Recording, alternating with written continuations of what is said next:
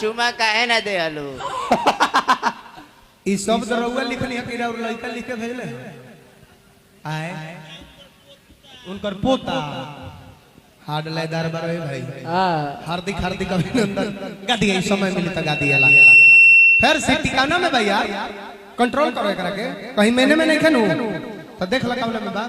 कहीं चेक कर ली लोग सिटी ली त अपन अपन बन को के चलावे है तहर का नाम हो करण करण करण करण ना करण करण करण करण करण बहुत सुंदर करण नाम अच्छा है तो रुआ के एगो रोल देवे के चाहता नहीं उससे पहले हम कुछ सवाल करो पढ़ाई लिखाई रुआ करीला जोर से बोलिए पहले ही बताओ मर्द हो कि मेहरारू मर्द तो मर्द टाइट बोलेला तो मर्द लेखा बोलो कहा कि मर्द है मर्द है जियो मरद चाभो चुप चुप लड़का हवा कि लड़की लड़का बहुत सुंदर जनना हवा कि जननी जनाना ए मर्द तता मर्दाना कहां बड़े तहार मर्दाना तारा पापा के संग घूमता ए तहार नाम करण ना रही तहार नाम राम रही पढ़ेलो लेकिन एगो बात बताओ पढ़ेलो कि ना पढ़े कहवा पढ़ेलो आरी बारी में आंगनबाड़ी में होला रे कहां पढ़ता आरी बारी में अच्छा ई तो तोरा बोला था अच्छा आंगनबाड़ी कहला पढ़ेलो हां कौना क्लास में वन में लड़का इंग्लिश खाता तब त का विचार बा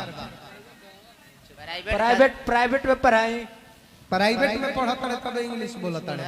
ना त सरकारी लड़का घड़ी तब हेड़ुआ हो गेल बड़े से अरे का चाहता नहीं कि सेक्सुअल स्कूल में एडमिशन करा दिया कह कि नाम हमार करण ना रही हमार नाम रही राम का नाम रही राम बहुत सुंदर अब से तहर नाम का हो राम आ तहरा बाबूजी के नाम का हो हरिंदर राय आ जाइयो जा काहे आ जाइयो जा कहले अरे मतलब हरिंदर राय के रहले लड़का रहले राम जी अच्छा ओकरो बात हला कि सही है बा हरिंदर राय के लड़का राम जी ना नु रहो कह कि हरिंदर राय के लड़का ना बोला बोला अरे बोला भाव बा रोल करे के बा हां एक्शन करे के बा कह कि हरिंदर राय के लड़का ना है हरिंदर राय के लड़का नहीं के पर हवा कह कि राजा दशरथ जी के राजा दशरथ जी के चला बाबू बदल देलो माई के तहर का नाम हो मुनरमा देवी मुनरमा देवी लेकिन कह कि मुनरमा देवी के लड़का ना है मुनरमा देवी के लड़का नहीं के कर हवा कह कौशल्या जी के कौशल्या जी के कौशल्या जी के चला माइयो के पलट देलो बहुत सुंदर अरे त राम जी के माई के नाम रहे कौशल्या जी राम जी के बाबूजी के नाम रहे दशरथ जी तो गलत थोड़े कहता नहीं चाहे हम गलत थोड़े कहवा बतानी सही कहवा बतानी ई बतावा तारा माई को एगो गाड़ी 3 गो आए तब तो तारा बाबूजी पर ढेर लोड पड़त होई हो अरे खेवा खर्चा के कहता गलत बात नहीं खे भगवान श्री राम के 3 गो माई रहली कौशल्या सुमित्रा और के कई तई गलत बात नहीं खे ग्रंथ में भी लिखल बारवा सब पढ़ सकीला राम जी के 3 गो माई रहले तो अब रउरा काम इहे करे के बाद धनुष के तुरे के बाद धनुष तोड़ दे हां तोड़ दे हां कोई टुका अरे कोई टुका से मतलब नहीं खे धनुष के खंडित कर दे का बस इतने धनुष तोड़ दे हां धनुष तोड़ के बियाह करे हां करे करे केकरा से ब्यासी से जीवन भर ना पुंसक रह जी बरे मर्दे गलत ही थोड़े पड़े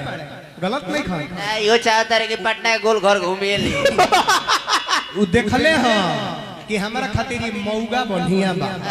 हम नारी से ना बियाह करो है मौग से बियाह करम त हमारा जीवन बढ़िया से चल जाई लेकिन मौग के फेर में पड़बो न एको गो लइका फैदा ना होई त ए से हम कहतनी हां तारा खातिर सीता सुंदरी उतना सुंदर तपस्या कइले बाड़ी सीता सुंदरी से विवाह करे के बा रामचंद्र जी धनुष के लगे गइले बानी थोड़ा देर खातिर मान लो कि धनुष हई है ह आ यही धनुष के तूड़े के बाद आ धनुष के आगे आवो हां खड़ा रहो सीता जी से सखी लोग जाके कहता कि ये सीता कि बनावटी हो चोली लगावला पर मिलता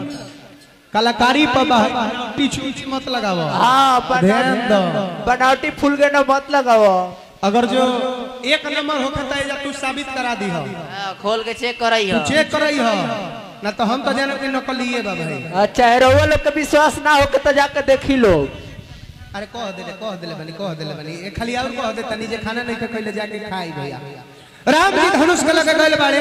तो चार गो बात विचार कइले बाड़े धनुष पे हाथ लगइले बाड़े धनुष के उठावल सब कोई देखल बनर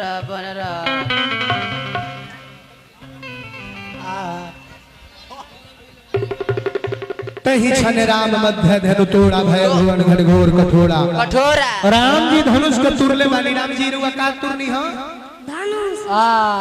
देखो माइक के स्टैंड छटका देले कहत रहे कि धनुष धनुष लेकिन मानो त देव ना तो पत्थर पत्थर थोड़ा देर खातिर इहे राम बाड़े बाड़े राम जी धनुष के तुरले बाड़े